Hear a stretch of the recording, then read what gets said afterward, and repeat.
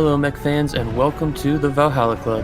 Grab yourself a Timbeaky Dark, set up that paint booth, open that spreadsheet, and join us as we talk all things Battletech.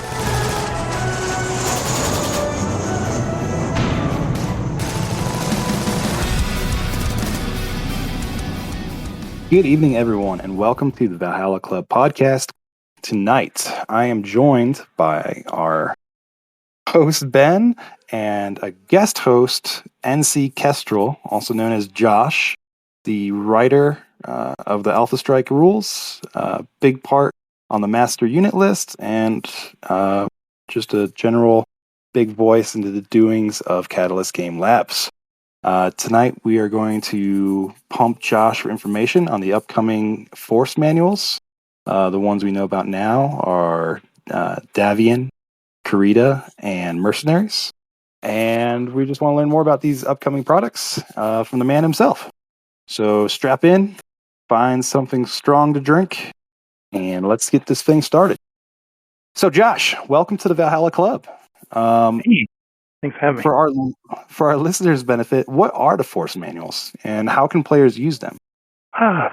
Force manuals are basically where we try to put all the faction-based flavor for playing Battletech into. So all the stuff, you can't fit into the main rulebook, all the little details for every faction. So we're putting them in the force manual so you can get your favorite faction or whichever faction you want to play against, whichever way you want to do it.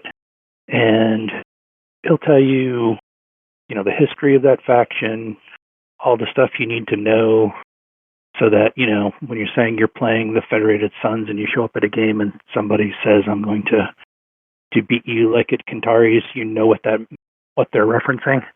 And then, all the various hooks that the game has for command abilities and pilot abilities and what units are available for you to have something that's a house force for that.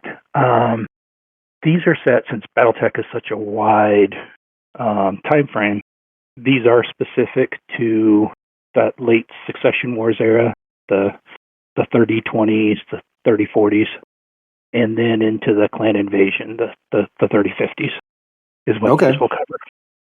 Yeah, probably the most popular eras to be played.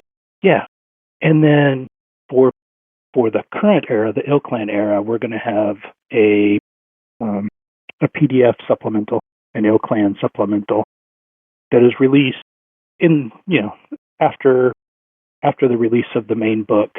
We'll then have the PDF supplemental. The thing allows you to create a force in that era. Will these supplementals be included in the price of purchase, or are they treated as add-ons? They will be separate products. Okay. Partially because that's how the system works. Especially trying to sell in a store and then sell at CGL's website and sell at a convention. Really packaging them together we don't have a system for handling that. I see. And who are these for? I mean, it sounds like they're for gamers. Is this for Classic Battletech or Alpha Strike? That is one of the major differences with the old Combat Manual series. And one of the reasons we renamed them is that the old Combat Manuals were Alpha Strike. The Force Manuals will cover both equally. Okay. So both if there is a custom mech that somebody is piloting, we will have both the Alpha Strike stats and we'll have a record sheet. Oh, that's cool. All right. Yeah. So both will be covered equally. You will need campaign operations for Classic if you're using any of the command abilities or pilot abilities, since that's what those rules are. But everything works with both. Okay, that's very cool. And you said these upcoming force manuals are going to replace the existing combat manuals? Yeah, Kurita and Mercenaries had combat manuals published years ago. And so we're going to update them because we've also made some changes to the format in addition to that. So those are sort of updated reprints will be coming out. And then Davion was written but then canceled. So it's then also gotten updated to the new format. And then all of these have new art. There's a new unit availability system and we also expanded them. The old combat manuals only covered up till about 3054, that initial clan invasion, and we've expanded these, so we've added a new era, the late clan invasion, so you can get all the... the cover, would that be like Serpent and... It ends right as Serpent is kicking off. Okay. So you could make a force that was for Serpent, but it's not going to go into what... Like, Davion is not going to have all the Smoke Jaguar salvage from... Sure, Serpent. Right. That's why I ended it there. I was like, yeah, we're not... That's a whole different... When you especially talk about building a force, that changes a lot of things in the inner sphere after that. Yes, the proliferation of clan tech is huge. Yeah. But yeah, the late clan invasion gets into all the 3055, the Falconers, the Fireballs and stuff like that, and the 3058 mix. So where we got the first complete massive numbers of new instead of upgraded. It's not take your old Griffin and upgrade it. It's now, hey, this is a completely new mech. Interesting. So we did get to add those in. And in these books, it'll clearly distinguish the late clan invasion from the early. Because I know using the master unit list, it's covered as one era. Yeah, so we split it into 3 eras. The late succession wars, the early clan invasion, and the late clan invasion. Okay. So it won't get into individual years. Okay. Yeah, so that's something we've done a little different, where the idea is that you can take the force manuals, and if I have Davion, you have Carida, we could say we're going to make a late succession wars battle, and we both be building units of the same theme. Okay. But it doesn't. So, like on the master unit list, we list anything that was introduced, like in the 3048, is still listed as late succession wars. In these books, we don't. Okay. So that makes sense. Yeah, because you wouldn't really see them until the clan. Right. Yeah. And the idea is that it should actually fit most of the era, not just the trail end of the era. That's cool. I like that. And that is a little different from the master unit list. Yeah. That was one change from how, one of the major changes from how the master unit list does it. There's some other changes too, if we get into. But the idea is that you should make a force for that era, and it should fit most of that era. Carida does have a separate list because it had so many changes in the War of 3039. It does have that extra list to cover that. It's the influx of Comstar technology, right? Yeah. Those are and things that came out of that. Sometimes it wasn't even new technology, but definitely mechs that they didn't have before. That new charger and stuff like that. Sure. Yeah, so we made an exception there. But like the early clan invasion, even though time-wise that would go up to like 3054. Some of those 3055 mechs actually came out in 3054, but they're not put in the early clan invasion list because that's not really what we mean when you say you're having a battle in the early clan invasion. You're thinking, Tukiyid or shortly thereafter, not not later. So those get pushed into the late clan invasion. Okay. So hopefully that'll go well. That's the general idea. Yeah, I like it a lot. Where it sounds like it's based on its actual availability, not just when it entered service.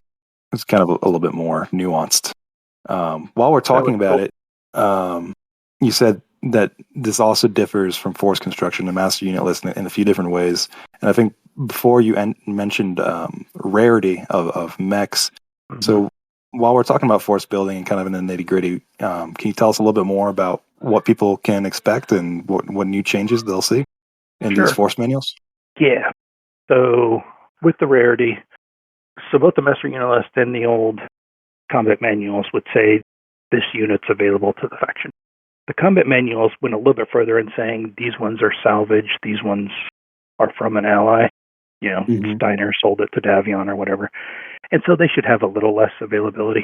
But the force manuals, we went to listing an availability code for every unit we list.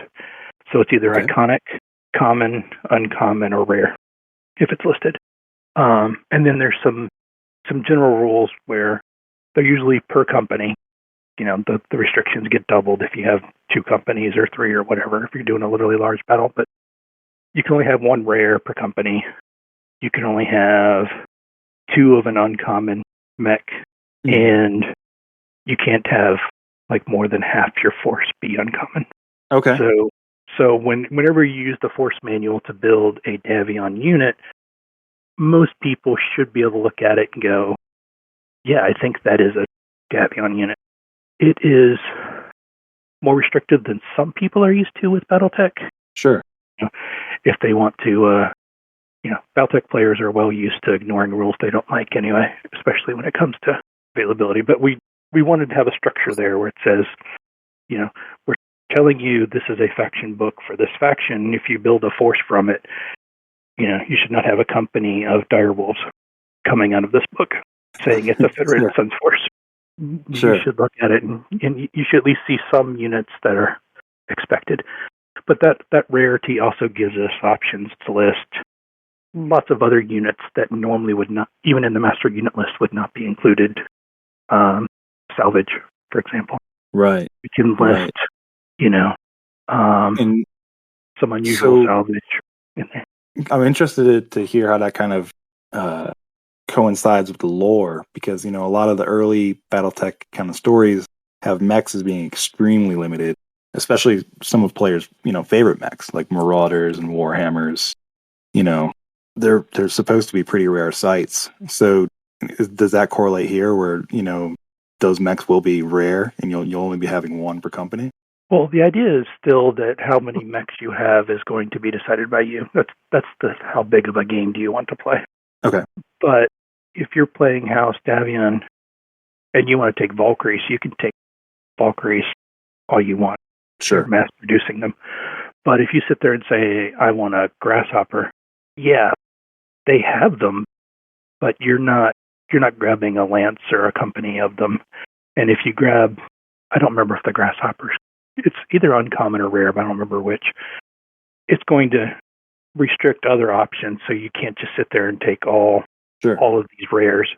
And you look at that list and go, those are all mechs, but you definitely, we're scrounging some junk piles to find those.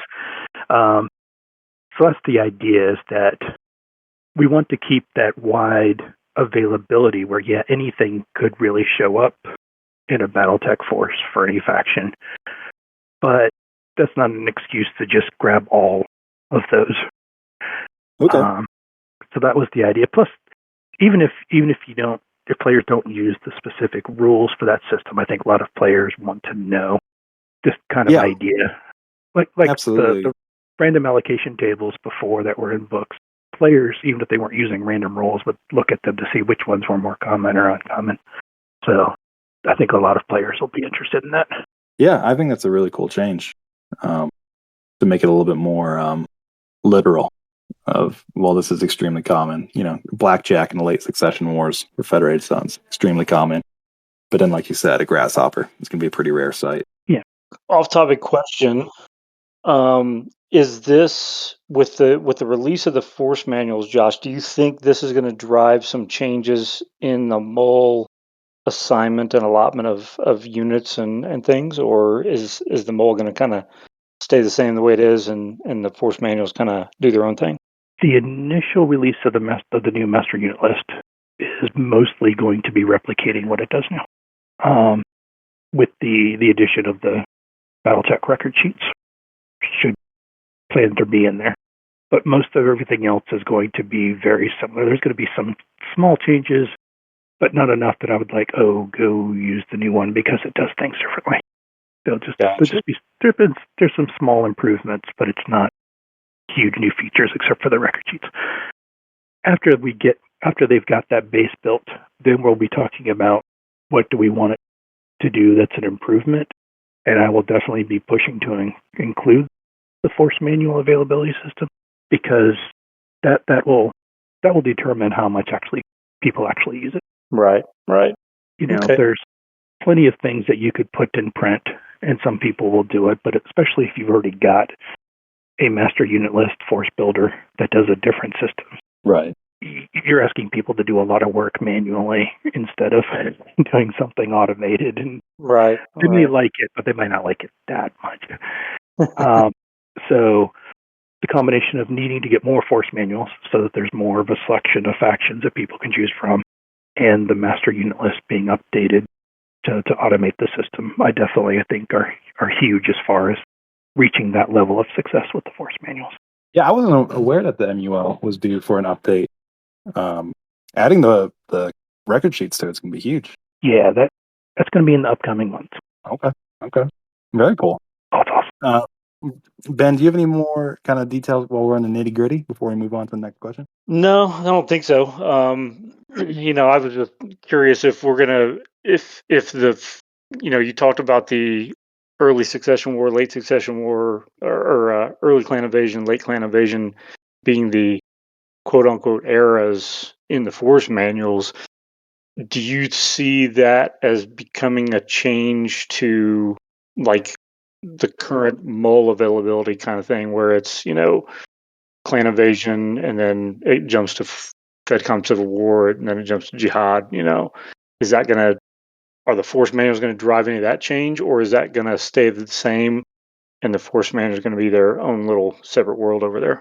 Well, I hope eventually the force manual system, the whole iconic, common, etc., gets added to the master unit list. And when that happens, then the eras will come with it.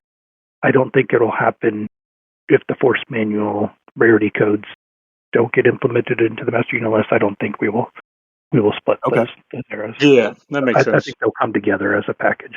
Yeah. Well, Yeah, fingers crossed. I hope they do. I mean, I'm someone who really likes making thematic lists, so anything that makes that easier would be great. Yes, that's been my major desire for the master unit list is to get beyond just listing units and get more of this is a tool for enabling games. Yeah, absolutely. Yeah, I'm trying to remember. There was a way back in the day.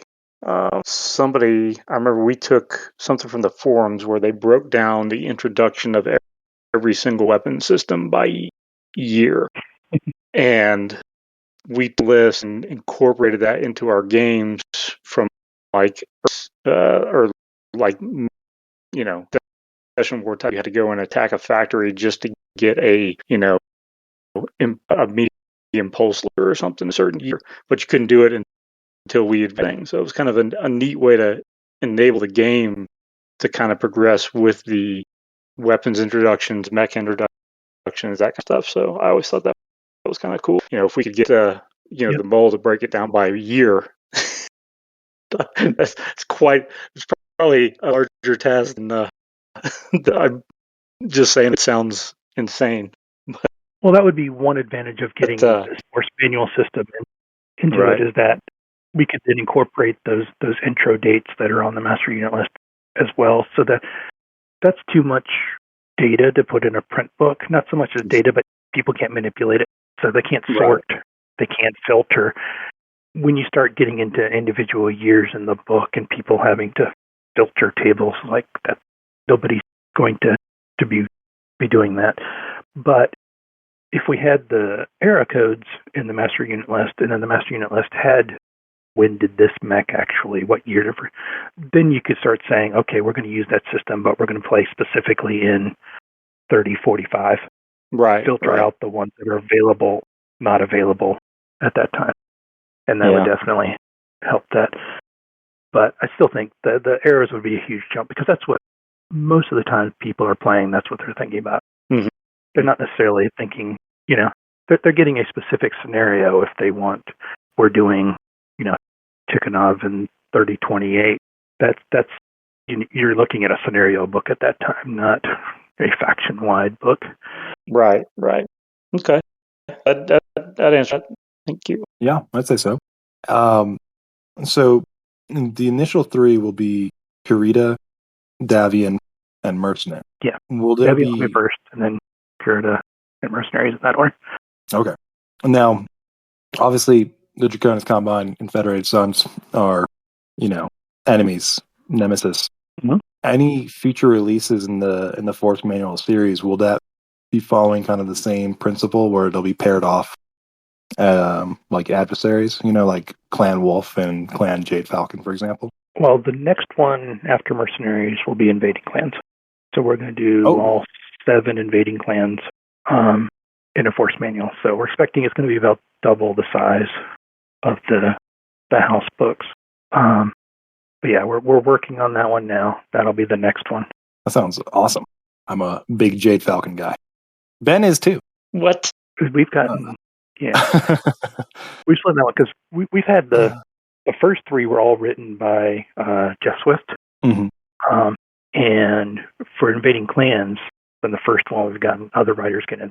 We've got a bunch of writers that have gotten their favorite clan that they're writing for, and then some that are getting stuck with other clans. But it's really exciting because it's one that early clan invasion that was before the Field Manual series started.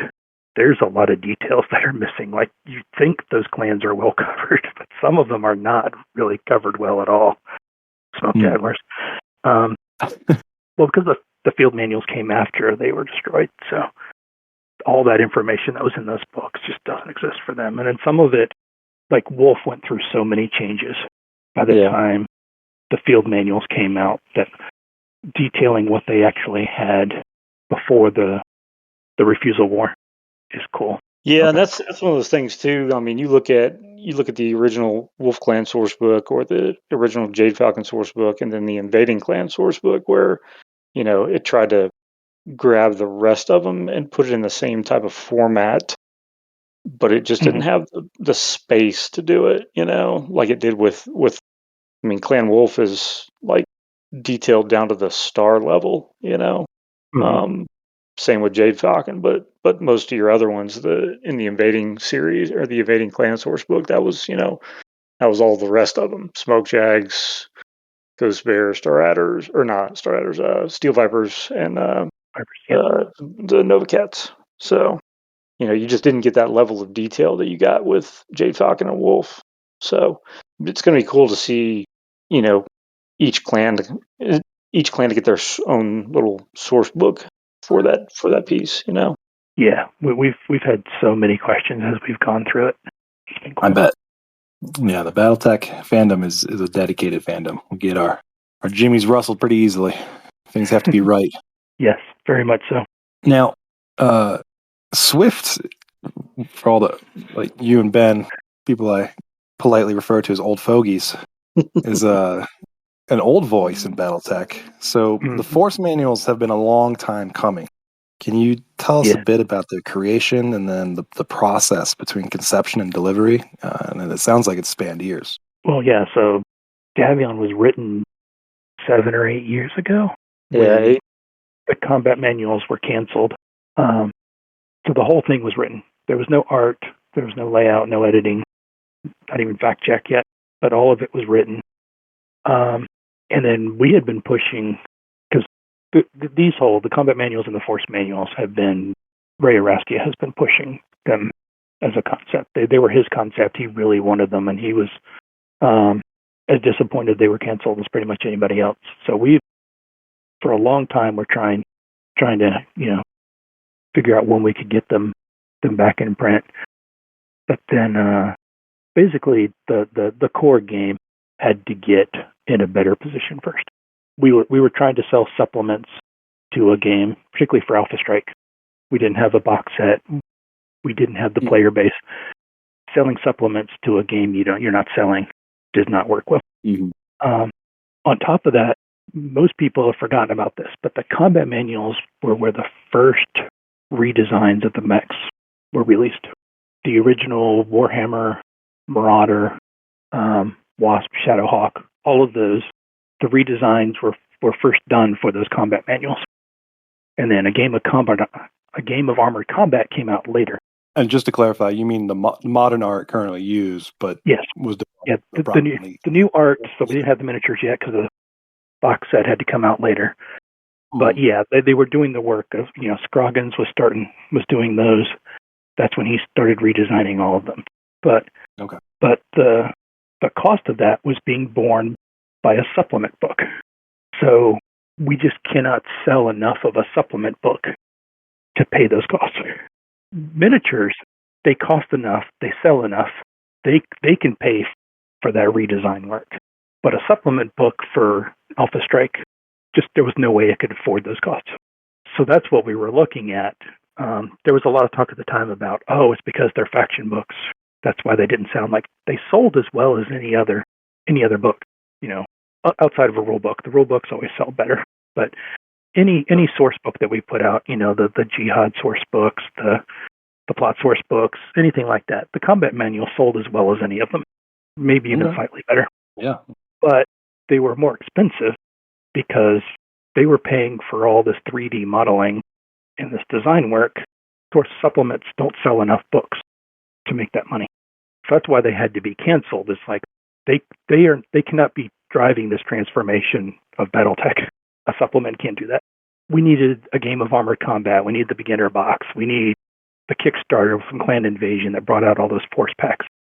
Now, once those are paying for that design work, now we can have all these other source books, Tomorrow Rising, all the other source books that have all this fantastic art that is based upon those redesigns. They're just paying for instances of the redesigns, not all that redesign work. I see. So that's why we can bring them back now. Is now we've got a larger fan base. The design costs are being borne by miniatures that can pay for them, and so even at the time, the combat manuals, lots of people were like, because they were also one of the first full color source books. Like there used to be sections that were full color, but the combat manuals were one of the first BattleTech books that were full color all the way through. Okay. But now we can do that. And we've seen that with other source books, the Tomorrow Rising series in particular. Okay. So they were almost not a segue, but start of like a new era, I guess I would say, for BattleTech fiction and publication, because these were the first that were in full color. They started incorporating modern art. Yeah, and that was Ray's idea from the beginning when he was pushing the line in particular, but also the series was that he wanted to transform BattleTech visually. Awesome. Yeah. And so he's been pushing that, and then it was just we can't start with these. We need to get the core of the game done first. That's why the combat manuals were canceled. Once now we have all that done, now we're like, okay, now we can bring back the force manuals. And, I expect they'll do, just because of where BattleTech is now, the force manuals will easily outsell what the combat manuals are doing. And, that's why we are continuing, even though we initially said we were just going to do the 3 sort of we're not going to commit beyond that. We've already started on the work on ones after that because we're like, these anticipating success. Yeah. Yeah. And the other source books have proven that this can work. And we do have the Kickstarter numbers for the people that have purchased it. And then we also know like distributor interest and stuff like that, Right. I mean, BattleTech is at Barnes & Noble. I mean, how cool is that? Oh, yeah. So much has changed since those combat manuals first came out. It's night and day different. Now this next question isn't going to pertain to the manuals. This is just my own interest as a player on one hand, and then as a developer on the other. What's your take on kind of the BattleTech renaissance? Now, I didn't play in the 90s, but it seems like this is the most robust and popular BattleTech has ever been. Yeah, so I started with Catalyst Game Labs as a volunteer around 2010. Mm-hmm. And I was already hearing at the time there would be comments like Catalyst Game Labs used to be carried by BattleTech and now Shadowrun's carrying BattleTech. Comments like that where there was already an awareness that they were trying to find, okay, well, what do we need to do? Something not quite working right here. And many, many things were done by volunteers. Not writing, but a lot of stuff that has moved beyond that. And then they started doing more PDFs, and much of it was because they didn't think the books could sell enough to be worth a print run. Sure. And so there was just basically every time you came up with an idea and pitched an idea, it had a very high ceiling of, everybody had ideas for things that needed to be done, and very few things could get done. Sure. And now it is completely flipped, where we cannot keep up with all the things that we need to do now. There are so many products being made. They're all flying off the shelves. And like people are like, well, can you do this? It's really simple. I'm like, there is no simple slots anymore. We've already filled we've already got a wish list that's 100 times what we could do with the major products. The minor products, we've already got, 1,000 times those. So yeah, it's completely flipped where now the focus is entirely of like, okay, who's going to make this? What resources do you need? Because we've got to share them with everybody that has stuff that needs to be made. Well, I mean, that's got to be a nice problem to have in comparison. It is. It is definitely better, but it's also a frustrating first time. Well, I had the first time I had to say no to a project. I said, I'm not taking another project on. And it was Ilkhan's Eyes Only, which, has been, at least for me, and I think for lots of other people, has been a great deal of anticipation for. And I was just like, no, I can't take another one. I had been doing the rules annexes for those books. And I said, no, can't do it. Got too many things I'm working on. So that's a definite change from before. It was where it was definitely, I can do whatever on any product. Yeah, let me do it. And we're trying to find, we're training more people, trying to expand the staff to get more done because the demand's there. We just got to figure out how to meet it with what you have. Sure. Oh. Well, appreciate the information and the perspective.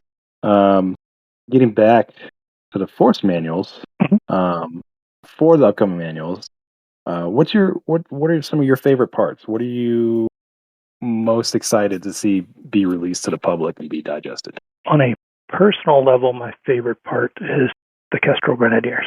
Okay. So that's just purely for me. The chance to have something with the Kestrel Grenadiers and a book I'm working on is awesome. The art in this book is fantastic. Spooky has done most of the art for this one. We've been kind of going through a different featured artist for each of the force manuals. So Spooky did the cover art and has done all the chapter art and a lot of the mech illustrations throughout the book of the Davion. And then, I didn't check because I wasn't, but somebody else did Kurita, and I'll have to check on who that was. Okay. And then Mercenaries, I think, is getting more of a mix. I'll have to check. The art on that one's just coming in. So that's always one of my favorite parts of working on the books is when the art comes in and then the layout is like transforms it from, no matter how well written, it transforms it from a Word document into a book. Sure. Yeah.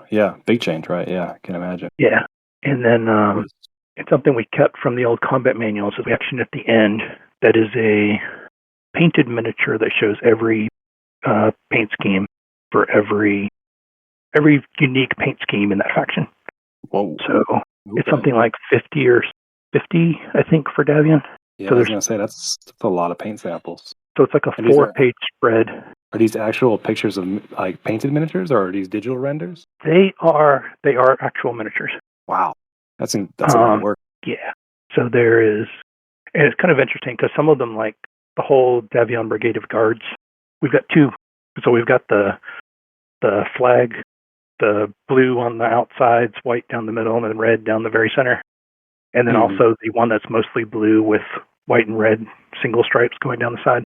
But then the Crucis Lancers are all in a sort of Davion green, and they've all got a different accent color. So we had to show the first, the second, the third, the fourth.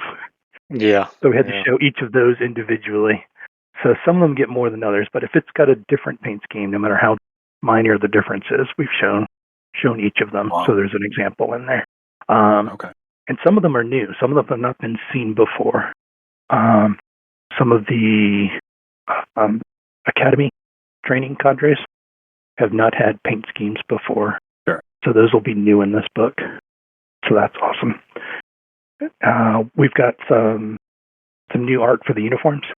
There's a field and dress uniform for the faction that's illustrated. And wow. For the personnel. Okay. Yeah. That was actually one of the last additions to the book. Mark Hayden was doing layout, and he was like, okay, I'm going to do a page with all the rank insignia, because we had a sidebar with listing all the ranks that are in the Federated Sons. And he's like, yeah, I'm going to put the rank insignia, and then I'm going to put the uniforms. And Ray was like, we're not putting the old uniform art. So he's like, but I need uniform art. And Ray was like, okay, we're going to go fine. So literally the book was in layout and about to be finished, and we're like, nope, we need more art. we need uniform art. So, but that came out awesome. And of course, Matt Larson's been doing all these unit lists, so he's been putting all those rarity codes on every single unit available to House Davion. Those are cool. What else? Are you saying? I'm sorry, I maybe misunderstood you. Are you saying that for some units, even within the faction, they'll have different availability of mechs? Not.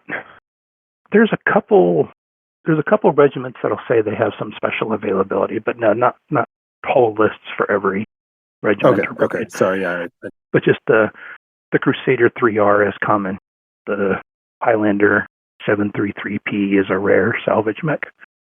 Yeah. Matt had to go through, and we actually split them by the formation types. Okay. So there is generally 2 pages. So there's 2 pages. They're opposing pages, so you can see this is a Davion assault lance, and it lists a standard lance. So here's 4. You take these 4, they're Davion assault lance, and there's a bunch of alternates. You can mix and match these. Rules-wise, you can grab a unit from a different formation. This is purely just as a way to help organize this for somebody that's just, I don't know how to build the House Davion force. Recommend something for me. Gotcha. So it doesn't actually, rules-wise, it doesn't matter where it's listed. But that was the way we wanted to get it. Because there's that huge struggle of, there's 10,000 mechs when you're going to build a force. How do you get somebody from, I want to build a House Davion force, to actually picking units? Mm. And so we decided to go through the formation. So you could pick one of the 10 formations: assault, battle, command.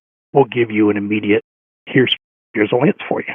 If you want to go into more, here's some alternates that would go in an assault lance. Most Battletech players will then get into.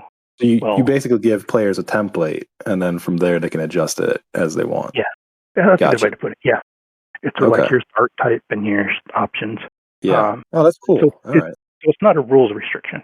That sounds pretty accessible. Yeah. Yeah. If the Warhammer 60 is listed in the battle lance and you want it in the command lance, that's perfectly legal. The organization is just to help people filter that down. Okay. And then those will be the splits by era too. So the first it'll be all the late Succession Wars 1. Then there will be here's a Davion early Clan Invasion assault lance and the alternates. Here's a late Clan Invasion assault lance and then all the alternates. Okay. Well, great. Moving, kind of zooming back a little. All of these manuals will receive an ill clan addendum at some point in the future. Can you tell us more about those, what they will contain, and when we can expect them? Sure. I can't give a hard time of when they'll be available, but we're looking for a small number of months afterwards. Okay. So it relatively near. It won't be the same day, but I would like for it to be the next month. Okay. But we'll see how that actually goes, because basically... And these will have the same kind of availability rating for units in the Ill Clan era for these factions. Yes. Is that right? Okay. They will actually have 4 eras. We're going to do 4 for unit availability. There'll be the Ill Clan era, Dark Age, Jihad, and Civil War. Oh, wow. Oh, so even though they're named Ill Clan Addendum, they're basically everything between the Force Manual terminating in the Clan Invasion all the way up to the current era. It'll only list commands that still exist in the Ill Clan era. So if you got nuked in the Jihad, you're out of luck. Right. So I'm trying to think of a Davion one that was. I did break the rule. I included like the ones that were destroyed in the early Dark Age. Mm-hmm. So I didn't hold it that far. But yeah, Jihad's a good example of something. A regiment was destroyed in the Jihad. It won't be listed in the Ill Clan supplemental. Okay. But if you have an Ill Clan era Davion Guard unit, it's going to have mechs all the way back through all those eras. So we had to list them all, and we went ahead and split them in because there's also an optional system.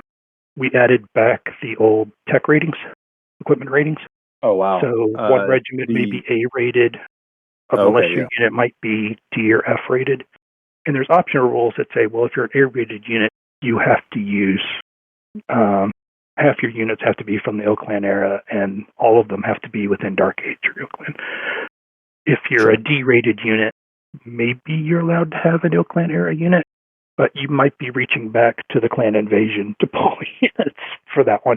That's very interesting, because that is, and at least my understanding, that's very different from the master unit list as it is now. Yeah, the master unit list doesn't distinguish between those at all. Interesting. Okay.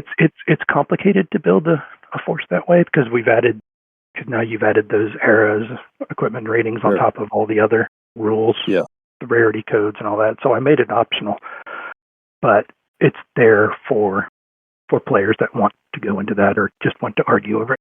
It's there. Sure. And it does add a lot more flavor to, even if you don't use the rules themselves, people like knowing, this one is currently out of favor with the high command and it's not getting upgrades, so it's got a C rating while the rest of the brigade has a B or something like that. Okay. But that's why we kept those splits in eras so that. This is very interesting. I not having seen the product, at least my impression of it from your description is that it sounds a lot more granular and thematic than what currently exists on the MU and also much more literal than what currently exists in source books, where you have like a random like access table, a rat. Instead, you're explicitly stating like, well, this is common, or no, sorry, this is extremely rare. So it's really interesting. It's a kind of different take on it. It'd be interesting to see how it's received by other people. I'm excited. I'm excited for when we get to the mercenaries. Oh, because I'm sure you all know, mercenaries have always been, well, they get everything. Yeah. So the mercenaries book is going to have, if you pick a regiment that has traditionally worked with Compelling Federation, you're going to have access to Compelling Federation mechs in addition to a much more tighter general list. Sure. And you're going to have some salvage from the Federated Sons or Free Worlds League, but you're not going to get Steiner mechs. Right, and you're not going to have a Jenner. Yeah. Right. So the idea is that, yes, mercenaries in general can have a wide range of things, and those are going to be by era as well. So if you worked for the Compelling Federation in the late Succession Wars, but you worked for Draconis Combine in the late Clan Invasion, you'll get Combine late Clan Invasion, but you'll get Compelling Federation late Succession Wars. So instead of just being, you get everything, it's like, no, it should actually reflect the history of that unit, where they've been, who they fought against, that sort of thing. So that one, Matt and I have been going back and forth a couple times where I've been trying to get him to get the general mercs tightened a little more and get a little more faction flavor in there. Because I make him do all the hard work. I would love to see those things implemented in pickup games. That'd be great. Where I am someone that likes being fluffy, so like I like being a little bit more constrained. Where who likes being fluffy? Never mind. Don't answer that. What? What do you mean? It's not me. I take thematic lists. You take thematic lists and then add a Scarabus to it or a Fireball. It's part of their allotment. Not a Dasher. I don't own a Dasher. Oh, okay. Sorry. Mm-hmm. I'm always the Rough Riders anyway. I think the Federated Sons have Dashers in the Ill Clan there. Can't do it. They're cheese. That's where I draw the line. Everybody has Dashers. I know. Yeah. I can't do it. I am speed. That's what the Fireball's for. Oh, that's what the Gunsmith is for. Gunsmith is fast, yeah. Yeah. Anyway. These sound great, Josh. Like I'm really excited to see these in person once they're released. And they're coming with. They were added as add-ons for the Kickstarter, correct? And they're released. The first one, Davian. Yep. Davian, okay. And their release commercially will be tied into when the Kickstarter ships, I assume. Yeah. So if the Kickstarter ships this month, maybe next month we'll start hearing a retail date. If it takes longer, then maybe. But basically, if the Kickstarter has to get shipped first, and then we'll find out how long it takes it to switch warehouses and get advertised to be available to distributors and stuff like that. So I don't know if that'll be 1 month later or 2 months later. Once I send it off to the printer, I hear the same as everybody else does about when it'll actually become available. Okay. Kirita was already sent to the printer a long while back, It's Oh, wow. actually it's going to be delayed so it doesn't come out at the same time as Davion. Just retailers do not like Interesting. everything coming out at the same time. So, Sure. it'll be a couple months after whenever Davion comes out. But Cura's ahead of schedule, so it'll just be a matter of giving it that spacing between the books. Okay. Well, that's very exciting news. Yeah. I'm going to have to add it to my wish list over at Ares. I want it. I want it. I want it now. And I feel bad that I missed out by adding it on the manager. I overlooked it. Yeah, they I'll snuck have it in to- there. But I'll it have was to steal actually Ben's good copy. that they snuck it in there because, as we've heard with lots of other products, if it wasn't in the Kickstarter, it had to wait for the Kickstarter. So the fact that it got listed there meant, yeah, we got to make it because it was sitting there waiting for I think a little bit for art, but mostly for layout. And so if it hadn't been in that Kickstarter or the Pledge Manager, it would have been in competition for those resources from books that were in the Kickstarter, and it would have been bumped. Sure. But they were like, "Yeah, it has to go." So, and that's also why it got included in there because it was so close to being ready to go. They were like, "We could put this in there. We could." and somebody Nice. convinced Vince Lauren. Yeah, right. Put it in there. Awesome. Just sneak it in the queue. It's ready to go. It's ready to Is go. that or more dice? Yeah, more dice, more patches, more dice. That covers all of my questions I had about the Force manual. Ben, do you have any additional questions? I know you have a unique perspective. All those crayons you've eaten. Yeah, well, hey, that's what us Marines do, man. We eat crayons and break Get it things. done. I can't think of anything off the top of my head.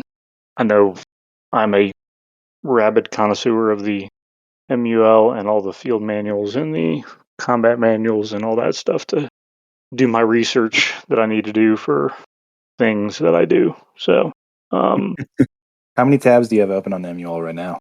only 4. Only 4. Okay. Bless you. Bless your heart. Just 4. Yeah, it's kind of funny because players complain whenever it's slow or whatever, and I'm like, I'm trying to do work here and I can't get the magic. Keep up. Like, If it's all you guys with 4 tabs open and then you walk away for 3 days and come back and they're still there. I need battle values for all these units. Oh man. Oh, man. No, I think it's gonna be cool. I'm really stoked to see some combat manuals. The first 2 back in the day, Curita and Mercenaries were huge play aids, if you will, for a lot of groups and things. And I think by doing this, by bringing the combat manuals into play again, you'll see a ramp up of more thematic type games, which is always a good thing. Yep, Absolutely. Yeah. that's the plan. Well, is there anything that I overlooked, Josh, or anything you'd like to add about them before we move on? Well, because we all know that new units will always sell a book. I'll mention that there's usually around 10 new, and they're all, well, mostly uniques. They're custom rides for people. So there's about 10 record sheets in each of the Force manuals. Nice. That's always fun. I have to wonder who they are. Yeah. Mm-mm. Yeah, it's always cool to be able to play with some of those unique things. You see it a lot in the spotlight ons or in the turning points where you'll have 1 or 2 record sheets in the back of some of them, not all of them, but where it's specific to that campaign or specific to that time and place, in a war or a battle of some type. So that's always kind of a neat thing to add is just that little unique piece for that place and time kind of thing. Yeah, absolutely. While we have you on, Josh, we're gonna it's related to the Force manuals and the new availability system that's kind of being pioneered there, and then also with you being kind of the head honcho Alpha Strike guy. I wanted to ask, what do you envision for Alpha Strike going forward? I could be wrong. I feel like it's both Classic and Alpha Strike are growing over the past few years, but I definitely think Alpha Strike is picking up, tends to pick up new players more easily because it's a more approachable system. And there hasn't been really an official tournament set. I think the BTCC had something. I'm not terribly familiar. And I think it's more been something that's been carried by the fans in a lot of ways for like organized events. There's Southern Assault. Obviously, it's a big Alpha Strike tournament in the West. At least in my experience, the WolfNet 350 tournament rule set seems to be really popular, and is what we use here in Colorado.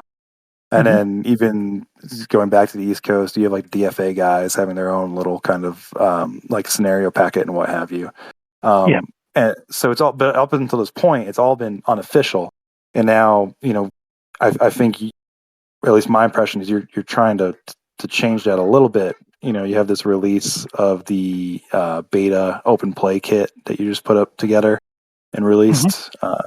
What do you see for Alpha Strike going forward? What do you want from the system? How do you want to engage the players, I guess, and how do you want to see organized play kind of evolve, I guess? Sure. Yeah, there's a lot to break down there. Yeah. So yeah. I think the first thing is I don't think the goal is to replace any of the way anybody's playing right now. Sure. To necessarily replace it. I think the goal is more of, particularly for a brand new player coming in, if they don't have that sort of support, that sort of group around them, that we need to provide more information, a better start for them to get started. And in addition to that, I think there is push from the retail side. Store owners want to know how they can have BattleTech events. Sure, absolutely. And get support from the company. So there is work being done to try to go to that and answer those. But the idea is not to replace WolfNet or replace, Southern Assault. Ray and Aaron were at the last Southern Assault, and we're like raving about it to everybody internally at Catalyst Game Labs, for example. I know, and Ray's been very supportive of WolfNet in the past. He's played they had a game down there in Florida. And so having players come up with those is actually a huge advantage, because I think they go with what works for them, and it can evolve, and it's at a much faster rate than we can publish books. I mean, it can take 6 months from when Devian went to the printer in October of last year, and it's not going to get released till July. So it's got a huge advantage in reach. If we publish something, reach a lot more players. But at the same time, there's, Alpha Strike Commanders Edition came out in, 2013, 14? And it's been in print, new printings in some errata for 10 years. But they're telling me to slow down on changes to it, and let's make it a little more organized. Because the idea should be you put a book in print and you leave it mostly. Right. Errata should just be small things, which I am learning. So there's definitely a feel that there should be a more responsive way to meet that. And, WolfNet, Southern Assault, definitely above all of those, the Catalyst demo team coming up with events for, official events where Catalyst Game Labs is still a good way to do it. But I think for a long time, BattleTech went so far into let the players do whatever they want to do that we got to the point that we weren't giving any information at all. And so it was very permissive. Yeah. I mean, there was a time campaign was like, oh, you want to balance this by number of units. We don't want to tell you have to use battle value. You could use C-bills. And I think the idea now is still you should have those options, but we need to have a system that we say this actually works, and then you can do something different if you want. Not we don't give you any guidance whatsoever and just say, go read 40 years of publishing history and figure it out. Yeah. Yeah. You know, I mean, that's the whole idea between the BattleTech Universe book.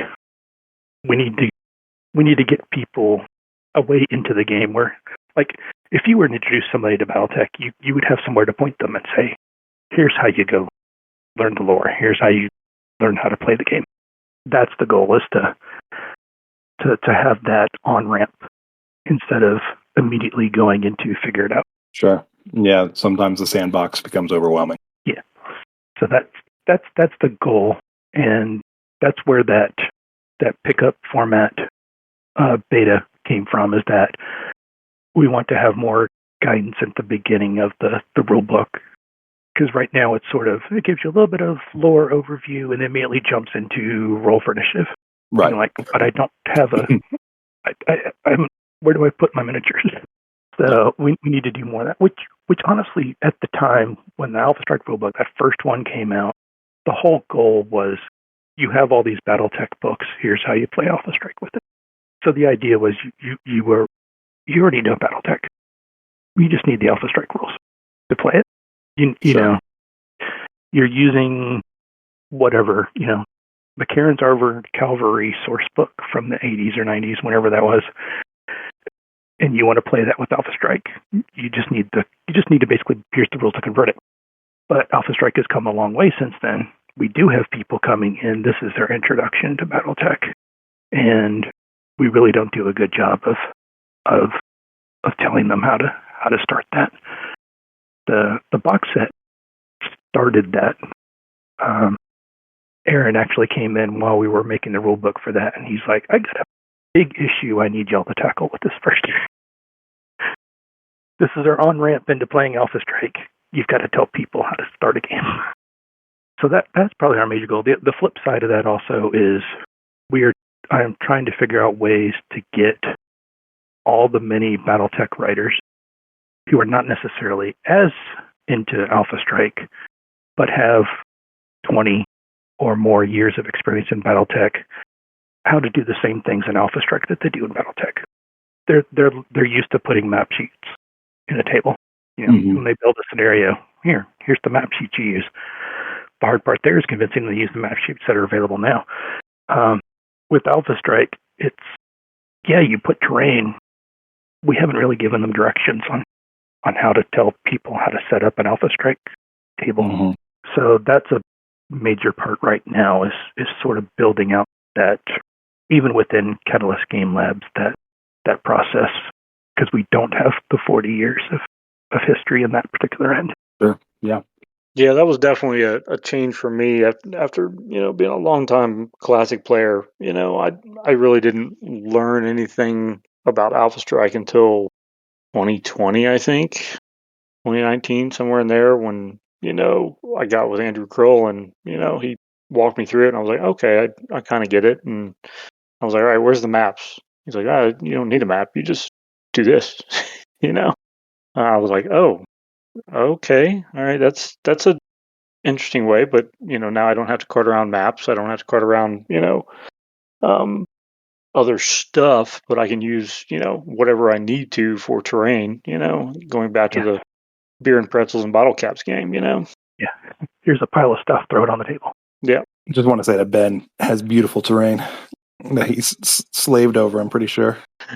Hey man, it's. I was like, I got to make the board look good. That's what gets the eye and draws the players in. Yeah. Yep. I'm just saying that you're not truly of the people. You talk of bottle caps, but I've seen those hills. I've seen those Hex Tech hills. I know who you are. Oh man.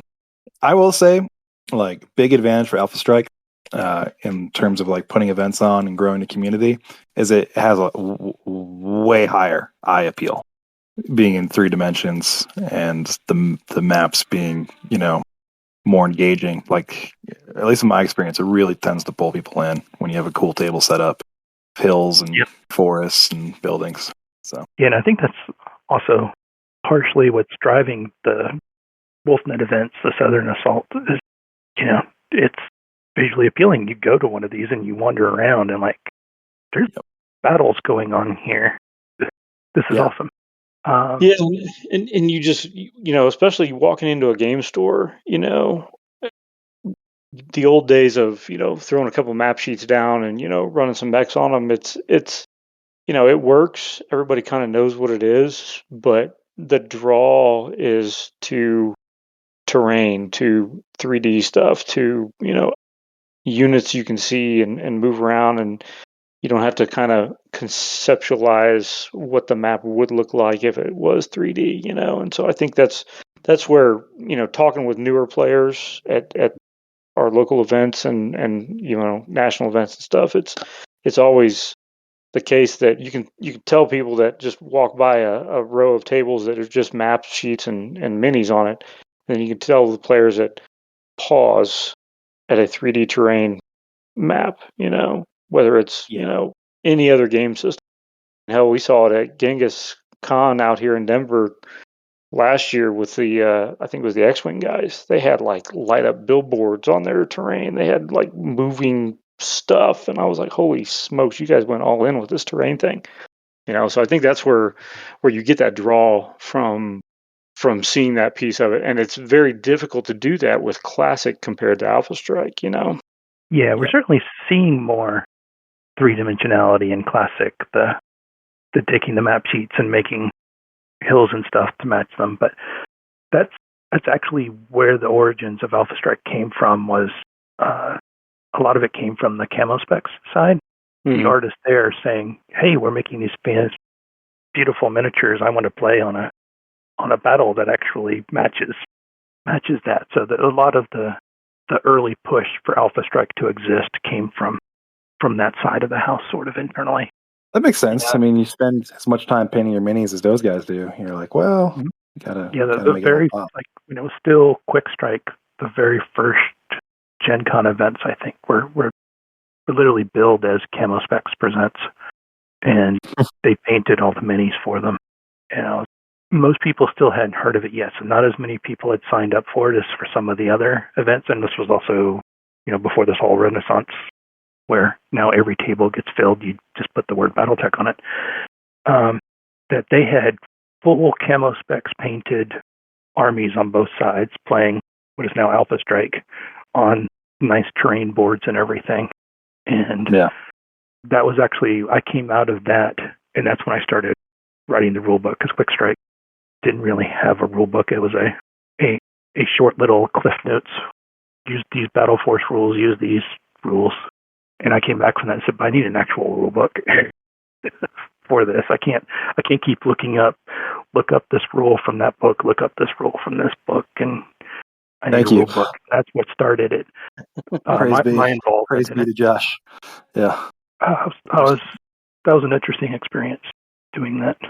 I had no idea it would lead to all of this. I think I still would have done it, but I had no clue. Maybe, I don't know. Maybe I'd still do it. Yeah. Well, I certainly enjoy the idea of the visual appeal of it. Did it.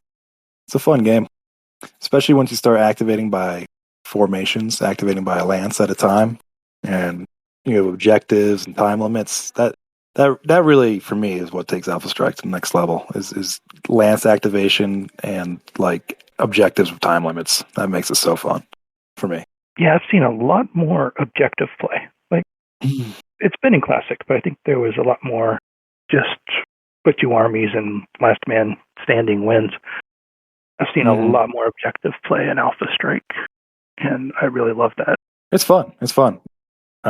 We had one just a few weeks ago at the local game shop where my friend John was playing as the Blakis, defending a nuclear bomb that they planted, and then the coalition forces had like 6 turns to get in, and you had to be in base to base to defuse it, and find it first. And unfortunately, we did not succeed. So that city got nuked. I am very sorry for that. Yeah, can't win them all. No, that's how it goes. But it was fun. It was a lot of fun. It's tense. That's Battletech for you. Yeah, that's true. Can't win them all. Sometimes the bad guys win. Like when the Wolves won the Ill Clan trial. No, you started saying Jade Falcons. He tried. He knew he'd get called out on that one. Hazen did nothing wrong, guys. Okay. Yeah. You're one of those Jade Falcons. It's all fake news. Yeah. Hashtag not my con. Well, I appreciate the really kind of detailed look into the force manuals, Josh, and also a brief glimpse into the Alpha Strike workings. And we really appreciate all your work on these things. We all of us here play Alpha Strike. And it's my preferred way to play now, and I'm really looking forward to digesting these manuals when they come out too. As a big kind of lore nerd, and just trying to, it'll definitely help in building some more scenarios. Having very thematic kind of like unit composition. So I really do look forward to it. Thank you. So, yeah. It's and thank you for all that y'all are doing, because the running events, the talking about it, it is all a huge part of this as well. Just keeping people informed and playing is not just publishing books. So thank you. Well, we can't get Ben to shut up, so figured may as well just record him. Good plan. Yeah. Sure. Well, he's got to publish too, so he's got to hit both sides. That's true. It's true. Well, before you go, we got a little lightning round here for you. All right, you ready for it? Yeah. Just no hesitation. Just this is full speed ahead on these questions here. All right. So, favorite faction in the game? Federated Suns. Federated Suns. Perfect. Favorite mech? Warhammer. So the Inferno is taking over for that. Nice. I know, right? Most hated faction. Who are your favorite bad guys? Ooh, Blakists. The Blake. That's a good one. All right. Who died too early? Who didn't deserve the death they got? Melissa Steiner Davian. Oh, whoa. Okay. Nice one. All Nice. right. And then favorite sculpt of the new CGL minis? Ooh, I got the jumping Highlander in front of me, so I'll go with that one. The one crushing the Irby. It's a good one. All right. As it should be. You've aced this exam. You're ready for the field of battle. Yeah. I too. So long as you didn't answer Blakist as your favorite faction, you passed. So you've truly passed with flying colors here by making them your. They were meant to be most hated. Like, if you don't hate them, you have missed the whole point, right? I don't know. You see celestial mechs out here. So. Well, the mechs are cool. The faction's evil. Just the worst. Yeah. It's like their whole point. Just the worst. Like, you can be a fan of them, but you still got to admit they're the worst.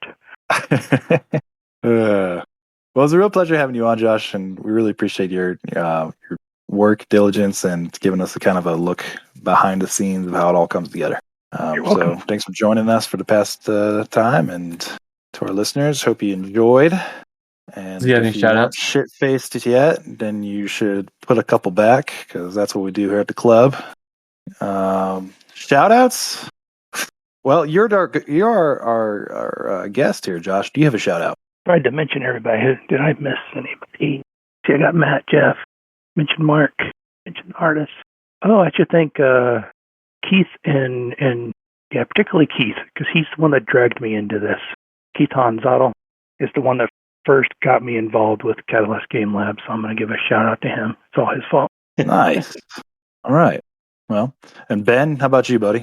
What's going on Shout outs? ahead of yours? Yeah. Man. We got to shout out Derek over at Aries Games and Minis. Of course, yeah. Stand-up guy. Stand-up guy. I put in another order I shouldn't have in in record time. It's where already am I going to hide these minis? Flying here. So yeah. Shout out to Derek and all his stuff, and definitely go and check his website out, Aries Games and Minis. Yeah, and if you're like me and you missed the Kickstarter train on these force manuals, I'm sure Derek will be carrying them, and that's where I'll be getting mine. Yep. You just got a good restock in of new Game of Armor combat boxes and some of the beginners boxes. So make sure you are go these check the ones out. with the new 40th anniversary cover? Yes, they are. Nice. Neato Bobito. Yeah. All right. Limited right now, but I'm sure he'll have more. Also, the new Aries site looks amazing. Yes, it does. It's more user friendly. I think it's because it's a Shopify based. Is it Shopify? Yeah, I don't remember. Yeah, it's Shopify. My call sign is Caveman. Remember? Yeah. What do I know? It looks nice. Nice. All right, Michael. How about you? Who's your shout out for?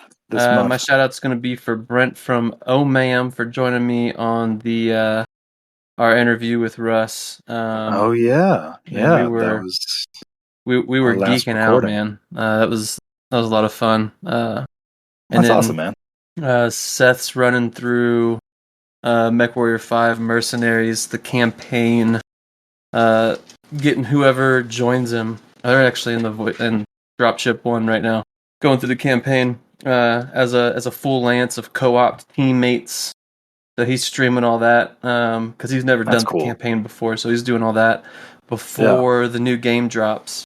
Right Um, before Clans before comes Clans out. comes out, yeah. So he's getting Yeah. that storyline now. Cool. Very cool. Yeah. Shout out to those Alrighty. two dudes. Yeah. And for myself, I got to shout out the Denver crew. We have some really talented and enthusiastic event organizers. Braden just ran another Blood Right Trials. It was like a series of 1v1s in classic Battletech, with the final winner earning a blood name and his campaign he's running for the clan invasion. Christian ended up winning that. He took the Jade Falcon Von Jankman name, which made me laugh pretty hard. I didn't even know that was an option. And yeah, we have a really enthusiastic crew here in Denver, and we're really fortunate to have them. And I'm super grateful for all the work they do. Because sometimes, the hobby, the fun, the game kind of does become a little bit of a job when you put so much work into it and preparing these events. But without these guys and without their efforts, the community wouldn't be what it is. So thank you. Well, everyone, thank you, Ben, Mike, Josh, for joining me. This was a lot of fun. I always like geeking out. And cheers, boys. I'll catch you all later. Last call. Last call. Ding, ding. Everyone go home. Yeah.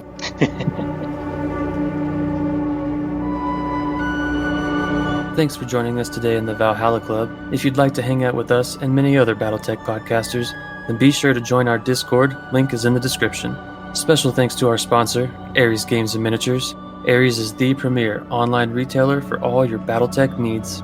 If you would like to support the show, you can find us at patreon.com/The Valhalla Club. If you have any comments, please feel free to send an email to thevalhallaclub@outlook.com. Until next time, mech fans.